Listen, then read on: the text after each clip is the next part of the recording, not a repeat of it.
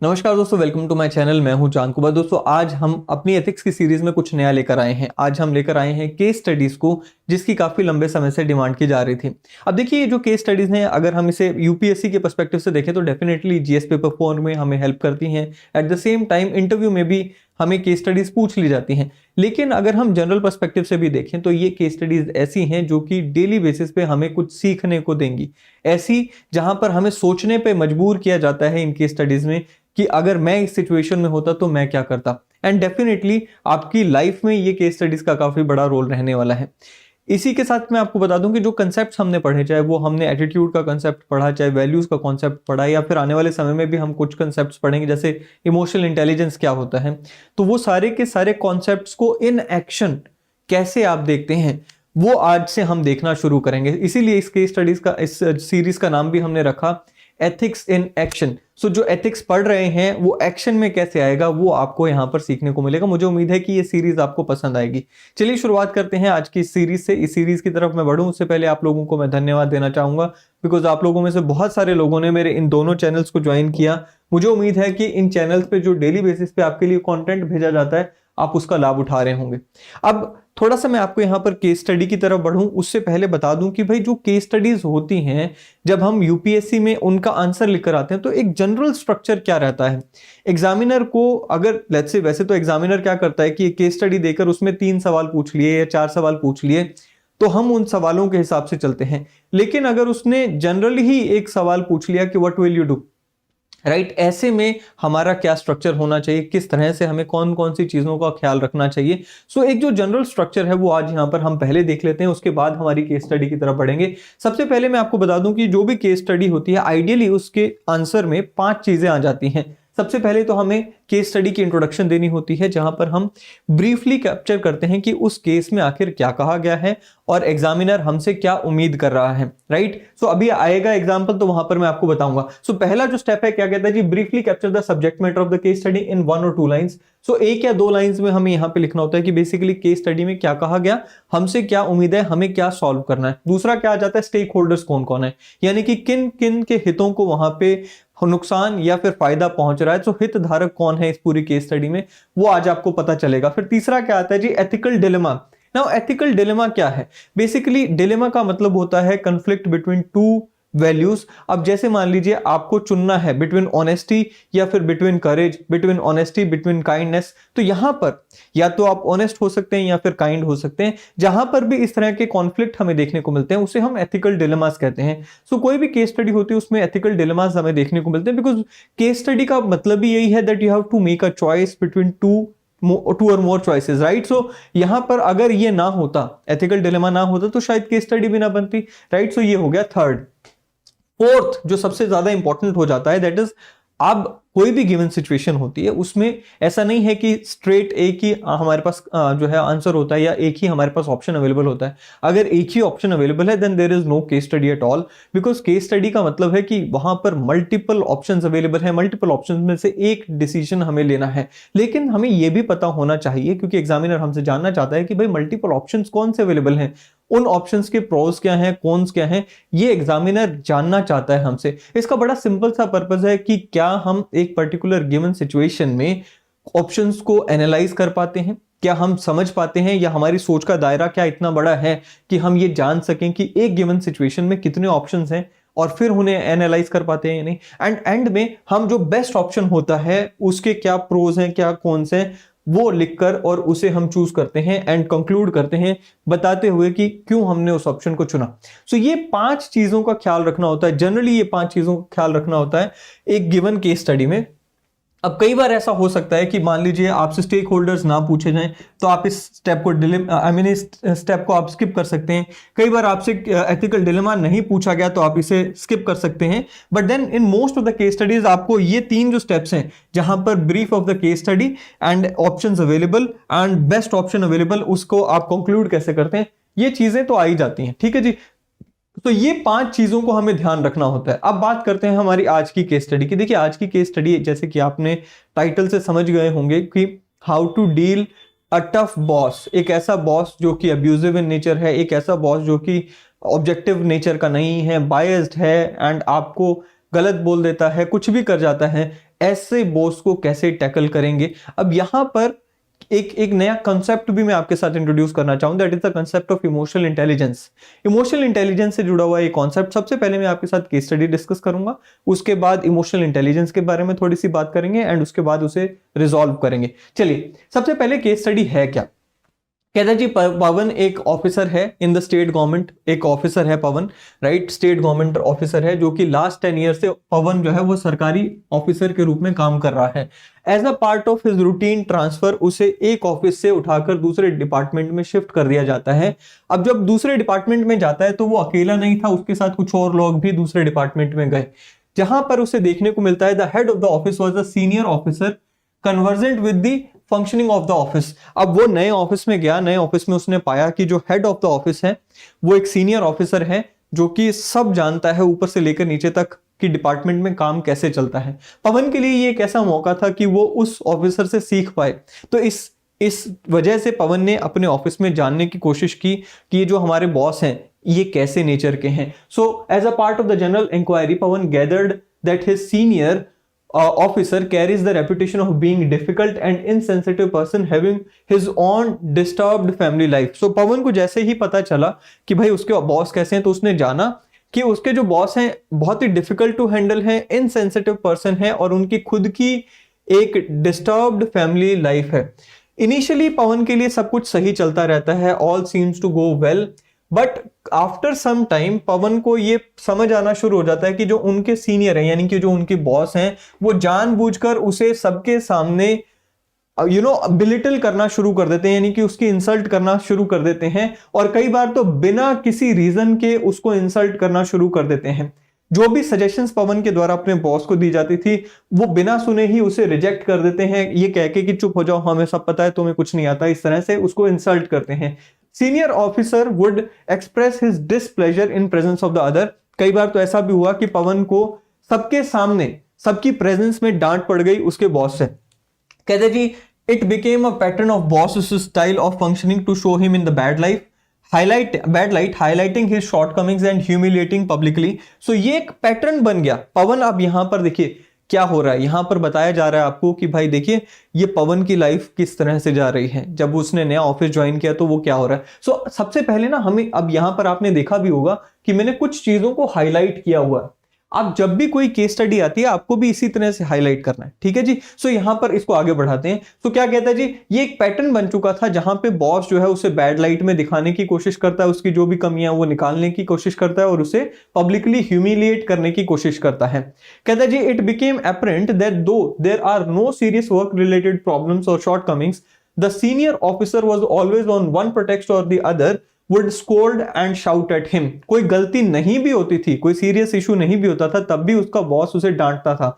Continuous harassment and public criticism of Pawan resulted in loss of confidence and self esteem and equanimity. अब यहां पर एक important point आया है, क्या कहता है कि जो ये कॉन्टिन्यूस पैटर्न बन गया था पवन का, उसके ऊपर बहुत गहरा असर हो रहा था, मतलब पवन के ऊपर, एंड उसका हो क्या रहा था कि पवन का लॉस ऑफ कॉन्फिडेंस होने लग गया, उसकी जो सेल्फ एस्टीम थी, जो सेल्फ रिस्पेक्ट थी, वो डाउन जाने लगती है।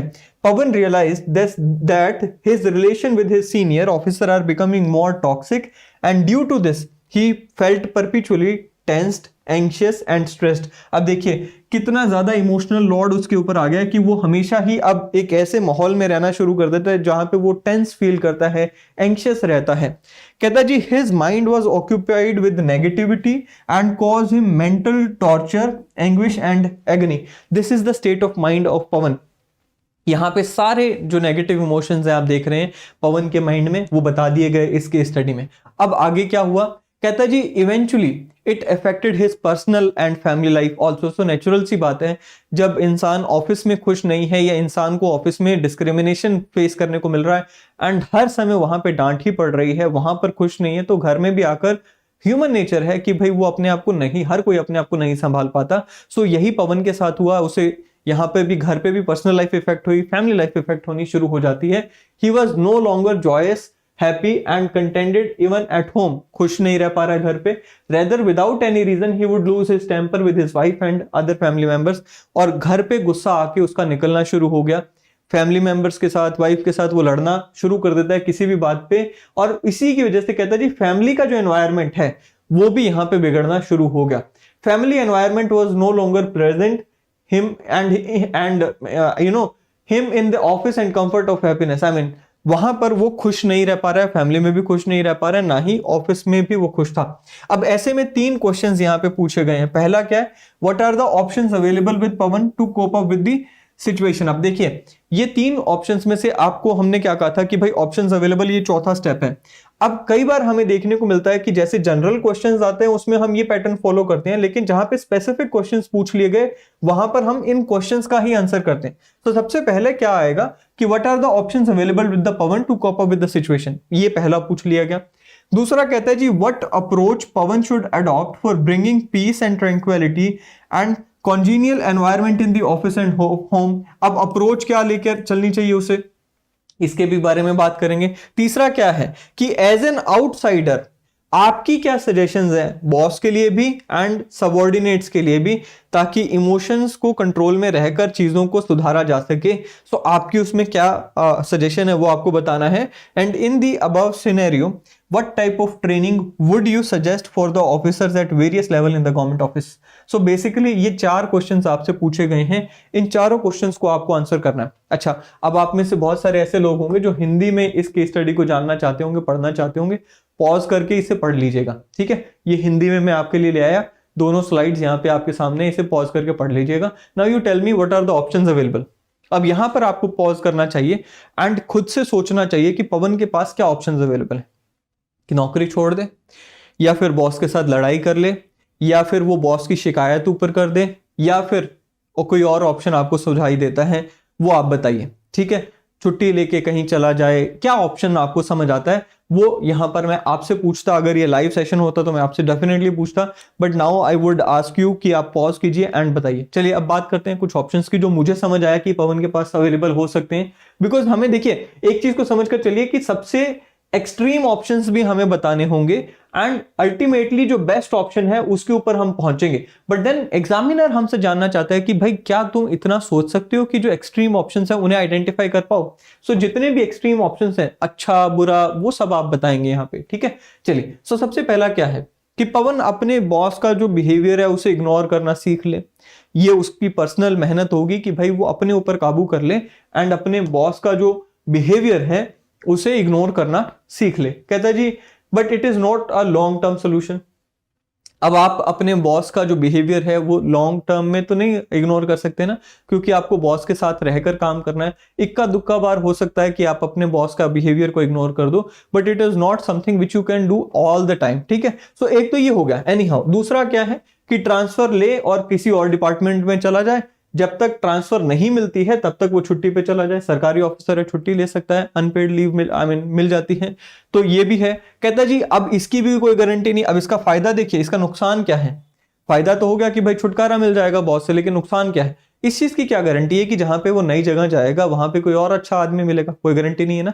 फिर कहता जी थर्ड ऑप्शन है, कहता जी talk to his fellow employees and if they also face the same issue, तो सबको मिलाकर वो बॉस के साथ बात करे, राइट, अपने बॉस को कन्फ्रंट करे। बट इसका भी कोई गारंटी तो है नहीं कि सारे जब मिलकर जाएंगे तो क्या पता बॉस उन सब पे हावी हो जाए, राइट। एंड कहीं पे भी कन्फ्रंटेशन से, इस तरह की कन्फ्रंटेशन से कोई सुधार तो होता नहीं। एंड मान लीजिए बॉस एक बार को वहां पे झुक भी गया, क्या गारंटी है कि बाद में बॉस उसके लिए, पवन के लिए ग्रजेस नहीं रखेगा कि सबको इकट्ठा करके ले आया मेरे साथ, राइट, सो लड़ने के लिए। सो चलिए, so this is the third option. And fourth क्या है, complain against the boss to senior administration. भाई देखिए ये लास्ट ऑप्शन हो सकता है, but this should not be the first option. Last option जहां पे कुछ और नहीं समझ आ रहा वहां पर आप ये कर सकते हैं, बट देन वहां पर भी ये सजेस्टेड नहीं होता, राइट। क्योंकि जब आप इनसबऑर्डिनेशन करते हैं तो again it is against the discipline of the organization. But definitely you can always justify this thing कि भाई जब बॉस ने सारी हदें पार कर ही दी, हमारे पास क्या ऑप्शन था, ठीक है। But then this should be the last option. फिर क्या आता है, handle the situation with maturity and politely talk with the boss to resolve the matter. अब ये पहला ऑप्शन हो सकता है कि भाई प्यार से बॉस से बात करें कि सर प्रॉब्लम कहाँ आ रही है, मैं आपकी इतनी रिस्पेक्ट करता हूं, मैं इतना खुश हुआ जब मैं आपके पास आया कि मुझे आपके अंडर रहने का मौका मिलेगा, आपसे सीखने का मौका मिलेगा। मैं जब यहाँ पे आके लोगों से बात की तो मुझे समझ आया कि यार this is the opportunity, once in a lifetime opportunity, जहां पे मैं आप जैसे व्यक्ति, सीनियर आदमी से सीख सकता हूं। And I was looking forward to it. But कोई मुझसे गलती हुई है तो मुझे बताइए, मैं उसको सुधारने की कोशिश करूंगा, but let's restart the things. तो इस तरह के पोलाइटली बात कर सकता है एंड चीजों को सुधारा जा सकता है। Trust me, this is the best option if you talk to, if you ask me personally. ठीक है, चलिए अब कहते हैं जी, what approach Pawan should adopt for bringing peace, tranquility and congenial environment in the office। अब यहां पर देखिए अप्रोच की जब बात आ रही है, basically we are talking about emotional intelligence. देखिए यहां पर हमें ऑप्शंस की बात की तो हमने ऑप्शंस को एनालाइज कर लिया, ऑप्शंस के पीछे की जो हमारी माइंडसेट होनी चाहिए, साइकोलॉजी होनी चाहिए, अब हम उसकी बात कर रहे हैं। Now we are not talking about options, right? Options तो हमने देख लिए। Now we are talking about कि what should be the approach while heading towards this problem। जब हम इस प्रॉब्लम को सॉल्व करना चाह रहे हैं तो माइंड में किन चीजों की कंसिडरेशन रखें। क्या माइंड में ये होना चाहिए कि बॉस को तो मैं दिखा दूंगा उसने क्या गलती की है, या फिर माइंड में ये होना चाहिए कि let's take a break, let's take a pause and understand the situation and then move forward, right? तो यहां पर हम उस चीज की बात कर रहे हैं, अप्रोच क्या होगी, नजरिया क्या होगा जब हम इस प्रॉब्लम को सॉल्व करना चाहते हैं, राइट? सो कहता जी ऐसी सिचुएशन में कंसेप्ट जो इमोशनल इंटेलिजेंस का कंसेप्ट है वो हमारे कारगर आएगा, हमारे हैंडी आएगा। अब इमोशनल इंटेलिजेंस होती क्या है? अब देखिए इमोशनल इंटेलिजेंस का जो कंसेप्ट है इसे वैसे हम कवर करते हैं ना क्लास में तो बहुत लंबा टाइम जाता है, उसमें कम से कम 4 से 5 क्लासेस हम ले लेते हैं। बट देन अगेन थोड़ा सा मैं आपको बता देता हूं कि इमोशनल इंटेलिजेंस में बेसिकली 4 चीजें आ जाती हैं। पहली चीज आती है that you understand and you recognise and understand your emotions and you try to manage them, right, handle them. दूसरा आता है दैट यू अंडरस्टैंड सामने वाले का emotions and you try to manage them, right? So इस तरह से 4 चीजें आती हैं बेसिकली। सबसे पहले आप यहां पर खुद के जानिए कि मेरे खुद के ट्रिगर्स क्या हैं। मुझे कोई सामने वाला गाली देता है तो मुझे गुस्सा आ जाता है, मुझे सामने वाला कोई टॉर्चर करता है मुझे गुस्सा आता है, या फिर मुझे बुरा लगता है।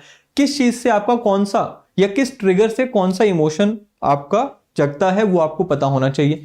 अगर आपको ये चीजों को पता है, लेट्स से आपको पता है कि भाई जैसे ही मेरा बॉस मुझे गलत बोलना शुरू करता है तो मुझे बुरा लगता है, मुझे गुस्सा आता है, मुझे आई मीन एंग्विश होता है। If you know this thing about yourself तो you will be in a better position to handle yourself. अगली बार जब बॉस आपको कुछ बोलना चाहेगा आप वहां से उठकर चले जाएंगे, या you will take a break, right? और you will be in a position to handle yourself, control yourself. तो ये तो एक पार्ट हो गया इमोशनल इंटेलिजेंस का। दूसरा क्या है कि understanding others emotions and reason behind others emotions, सामने वाले के इमोशंस के पीछे की वजह क्या है एंड फिर उसे मैनेज करने की कोशिश करना। मैं हमेशा एक एग्जांपल देता हूं कि भाई मान लीजिए आप एक एसडीएम है तो आपको पता चला कि भाई आपके शहर में किसी व्यापारी की डेथ हो गई है, उसको मर्डर कर दिया गया है।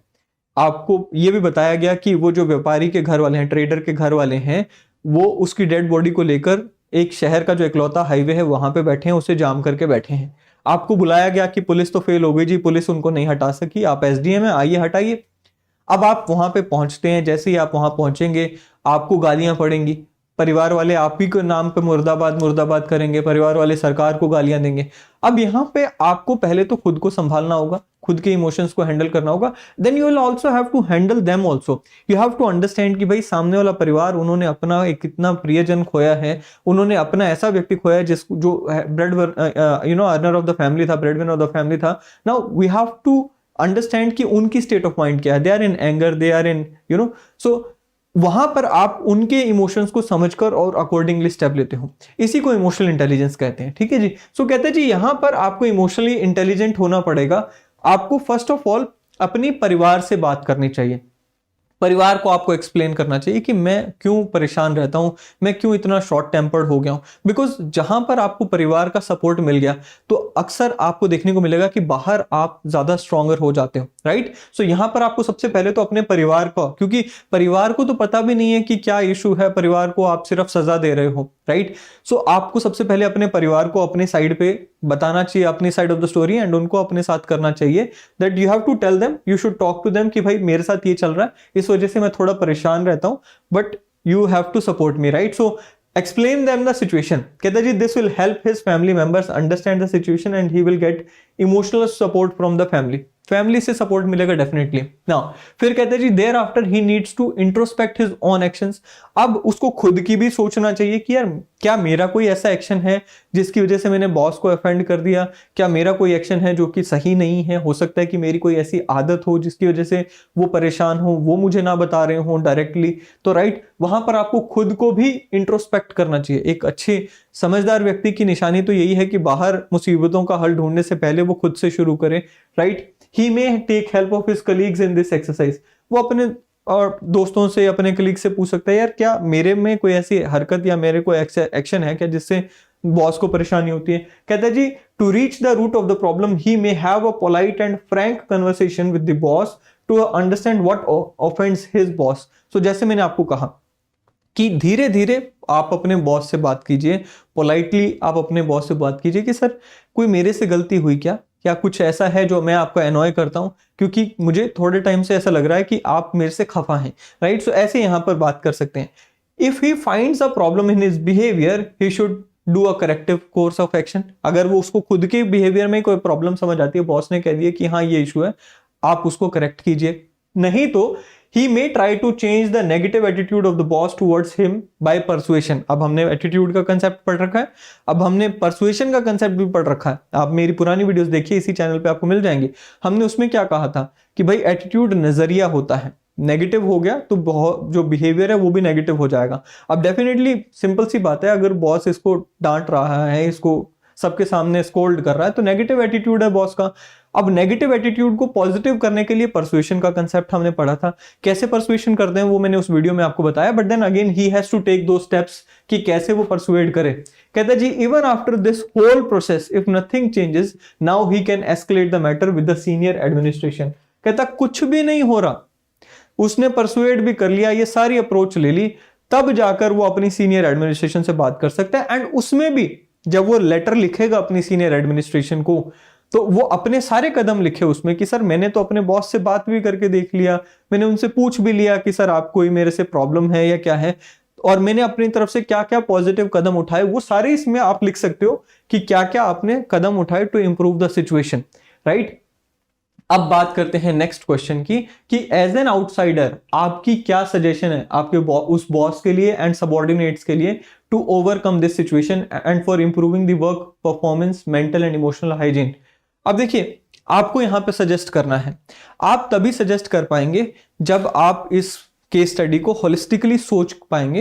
एंड वो कब सोच पाएंगे, जब आपने अपना जो पार्ट 1 है हमारा इस यूपीएससी के एथिक्स सिलेबस का, अगर वो हमने कवर कर रखा है। If you no the topic of emotional intelligence, if you know persuasion, if you know attitude, if you know all these things, तो आप यहाँ पे क्या करते हैं, एक अच्छी सजेशन दे पाएंगे। नाउ कहते हैं जी क्या सजेशन हो सकती है, वर्क बॉस को क्या करना चाहिए। सबसे पहले बॉस के लिए सजेशंस लिखी that he should work on his emotional intelligence and should not be biased against his employees. So boss को हम ऑब्जेक्टिविटी की सलाह देते हैं। आपने पढ़ा ना, मेरे साथ हमने बात की थी, हमने वैल्यूज की।